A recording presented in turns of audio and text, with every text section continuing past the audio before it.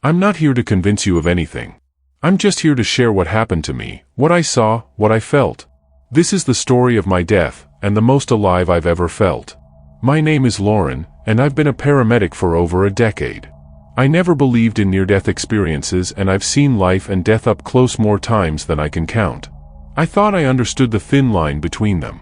But one night in 2008, that line blurred, and I stepped over it. It started with a routine call during a severe viral outbreak. Little did I know, that call would lead me on a journey beyond anything I could have imagined. I died that night. Clinically, temporarily, but unmistakably died. And what I experienced in those hours changed everything I thought I knew about life, death, and the nature of our existence. I remember the moment clearly, leaning over an elderly patient, fitting an oxygen mask to her face, when she exhaled her relief directly into my lungs. If that's not a direct exposure, I don't know what is, I thought to myself, not realizing the profound truth hidden in that offhand remark. What followed was a harrowing few days of illness, a frantic rush to the hospital, and then, something else entirely. Something beautiful, terrifying, and utterly transformative. As I sit and write here, trying to put into words an experience that defies language, I can't help but smile. Even now, years later, the memory of it fills me with a warmth and joy that's hard to describe. But I'll do my best to take you on this journey with me. Once again, I'm not here to convince you of anything. It's not something I can prove, and I don't expect everyone to believe it. It was 2008, and Portland was in the grip of a vicious viral outbreak. I was working as a paramedic in Portland, Oregon. I was stationed at Firehouse 7, part of a rapid response team. We were in the midst of a severe viral outbreak. The hospitals were overflowing, and people were falling ill left and right. We got a call to a residential address. When we arrived, we found an elderly woman in critical condition. She'd been quarantined in her bedroom, and her condition was rapidly deteriorating. Every vital sign was off the charts. We knew we had to act fast. I grabbed the oxygen tank and rushed to her side. As I was fitting the mask over her face, she let out this massive sigh of relief. I was inhaling at that exact moment, and I felt her breath fill my lungs. I remember thinking, well, if that's not a direct exposure, I don't know what is. A few days later, I was hit hard. I mean really hard. I was bedridden, alternating between sweating and shivering. It was a struggle just to get to the bathroom. By the third day, I was in bad shape. I caught a glimpse of myself in the mirror and barely recognized the person staring back at me. My skin was pale and clammy, my eyes sunken. My heart was racing, probably around 140 beats per minute. I tried to check my pulse with my wrist, but I couldn't feel anything. That's when I knew my blood pressure had bottomed out. I managed to call my brother, but his wife answered. I tried to explain what was happening, but my voice was barely a whisper. She immediately sensed something was wrong and hung up to call 911. The EMTs from Portland Fire and Rescue arrived quickly. They were fantastic, immediately starting high-flow IVs to combat my severe dehydration. They rushed me to the hospital, which was absolute chaos. The emergency room was packed with people suffering from this vicious virus, adults and children alike. They managed to find a bed for me and kept changing out my 4 bags. By the time I was discharged the next day, they told me they'd pumped me full of 13 liters of fluids. They were trying to stabilize my system, but something went wrong. I don't blame anyone, it led to an experience that I believe was meant to happen. A nurse came in and explained that everyone was getting 2 medications, something for pain, similar to morphine, and an anti-nausea drug. I was sitting up, feeling a bit better, and my husband was there. I thought I might be able to go home, but the nurse insisted the doctor hadn't seen me yet, and these were standard orders for all patients. She administered the drugs through my foreport, and I immediately collapsed. My husband later told me it scared everyone half to death. They rushed in and gave me Narcan, which counteracts opioids. Apparently, they had to dose me 3 times. But I wasn't coming back. They moved me to the ICU for the night, hooked up to all sorts of machines and tubes. I don't remember any of this, my husband filled me in later. He stayed by my side the whole time. At some point during the night, I left my body. Suddenly, I found myself soaring through a star-filled expanse. Every time I recount this part of the story, I can't help but smile because it all comes rushing back. I was flying through this incredible cosmic realm. There were these beautiful, welcoming stars and orbs all around me. It felt like I was being paraded through a celestial welcome party. The emotions I experienced were indescribable, everything a human could ever want to feel. Complete acceptance, unconditional love, pure joy, and a sense of being truly embraced by the universe. All the negative emotions and self-doubt we carry as humans, anger, resentment, jealousy, spite, they were gone. Completely gone. In my opinion, those emotions don't travel with us beyond this life. They're tools for our growth here on Earth, but they don't define our true essence. As I soared through this star-filled realm, I felt absolutely ecstatic. It was like a cosmic orgasm, but not just a fleeting moment of pleasure. It was a constant state of bliss. That's our natural state of being, I believe. We get glimpses of it here on Earth, when we achieve a long-sought goal, fall in love, or experience a moment of pure happiness. But imagine taking all those peak experiences, rolling them into one, and multiplying that feeling by 1,000,000. That's the vibration I felt. I felt like I'd been released from a hot, dark, cramped closet. My consciousness expanded outward, like a massive balloon inflating infinitely. As I reveled in this state of pure joy, I kept thinking, how on earth did I ever believe I was just that person? It seemed absurd that I had identified so strongly with my earthly self, with all its perceived flaws and emotional triggers. All of that was gone, left behind with the physical form of Lauren Jenkins. That's me, by the way. I had full knowledge of Lauren's entire life, every detail, every memory, but I felt completely detached from it. Don't get me wrong, I like Lauren. She's a good person. But at that moment, I had no desire to return to that limited existence. The thought of going back to my body was unthinkable.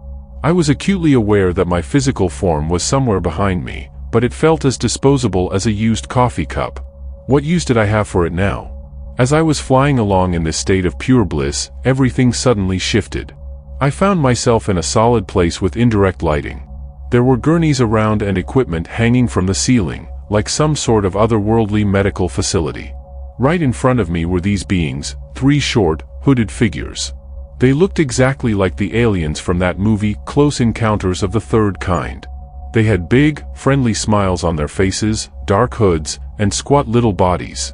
I've since received emails from people who've had similar experiences, thanking me for sharing because they thought they were alone in seeing these beings. These little guys were absolutely delightful. They were asking me questions like, "How was your experience? What did you learn? What can you tell us?" I was thoroughly confused. One of them stepped forward, took a long look at me, then turned to the others and said, "She doesn't remember us." They all started giggling, and I felt like I was missing some cosmic inside joke. I said, "Well, fellas, you'll have to excuse me. This is all pretty strange from my perspective. I kind of remember you, but give me a minute to catch up." They just kept giggling and bouncing around. They were wonderful, full of joy and mischief. Then another being appeared. He seemed to be in charge, observing from the background. He was tall and wispy, with an incredibly ecstatic smile. His eyes were wide open, eyebrows raised, exuding pure love and joy. He was clearly the boss, but the kind of boss everyone dreams of having, supportive, kind, and full of warmth. When he approached me, I felt overwhelmed with emotion. My throat tightened, and my chest expanded. I thought I might break down in uncontrollable tears of joy. The love pouring from this being was so intense, so pure, it was almost paralyzing. I loved him instantly, and I loved those little guys too. There was some back and forth conversation, though I can't recall the exact words. Every time I spoke, this tall being would chuckle. I could feel his laughter resonating inside me. Looking back, it felt like the relationship between a parent and a child, unconditional love and gentle amusement at the child's attempts to understand the world. At one point, I declared, "I'm not going back there. No way, no how, ever. So, I guess I need to move on from here eventually. What's next? A life review? Should we get started with that?" Oh, how he laughed at that. It was like a parent chuckling at a toddler trying to take charge. He said, sure, let's do that. How would you like to begin?" So, I started talking. I shared stories about paths not taken in my life. Like the time my husband and I were offered jobs as caretakers on a remote island off the coast of Washington. We would have lived there alone, looking after the wildlife. It was a 2-hour boat ride from the mainland. My husband was all for it, it was right up his alley. But I chose to stay with my paramedic job. I still craved the excitement of emergency response. I regretted not taking that opportunity for him, because he rarely asked for anything, but he really wanted that adventure. I talked about a few other missed opportunities and regrets, but it became clear that no one was really listening. They didn't seem to care about these earthly concerns. It was obvious that I had been brought there for a quick check-in, not a final judgment. I wasn't staying, and my life wasn't over. I was the only one in the room who didn't know that. After a while, the tall being stepped forward and said, "Okay, that's enough. Time to go back." I was floored. "What? Go back? I'm not going back there. No way." He calmly replied, "Yes, you have to go back. You have important things to do." The three little beings disappeared, as if reassigned to other duties. It was just the tall being and me now. As he moved closer, I felt myself slipping away. The place started to dematerialize, like I was being beamed to another frequency. It was a descending feeling, and I dropped into darkness. It wasn't a pleasant place, lonely, dismal, somewhere you definitely didn't want to linger. Then, suddenly, I was back in my body. I opened my eyes, and a nurse rushed over. "You're awake," she exclaimed.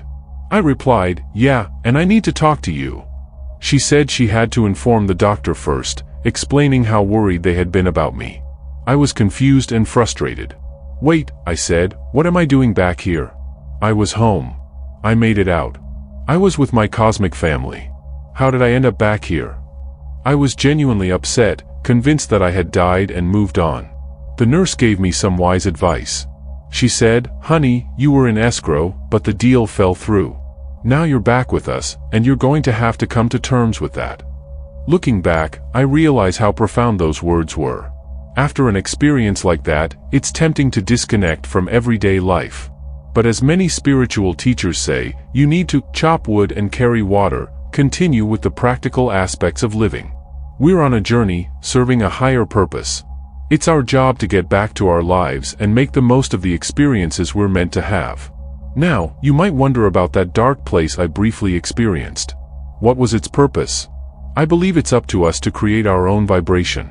When we live selfishly, mean-spiritedly, or with low energy, our vibration matches those lower realms. If we leave our bodies in that state, that's where we'll find ourselves, not forever, but until we understand where we went wrong and how to raise our vibration. We are infinite, amazing beings. Even those who describe experiences of hell often find their way out. I heard about a woman who was in a coma for weeks. At one point, she started singing a spiritual song she knew from church, and she immediately left that hellish place. The key is recognizing your true nature and raising your vibration. Edgar Cayce, the famous psychic, described something similar. When he would leave his body for readings, he'd follow a speck of light to stay safe. He'd ascend a staircase, passing beings in robes that got lighter as he went higher. The lowest levels were nightmarish, with deformed entities. But by following the light and ascending, he'd reach higher, more pleasant realms. Michael Newton, who studied life between lives, talks about how we sort out who we really are through multiple lifetimes. As we learn to die well, realizing we're eternal and can't truly be harmed, we navigate these realms more easily. We're living in an illusion here on Earth, a very convincing play where we all have our parts. But when we go home, we don't want to come back here.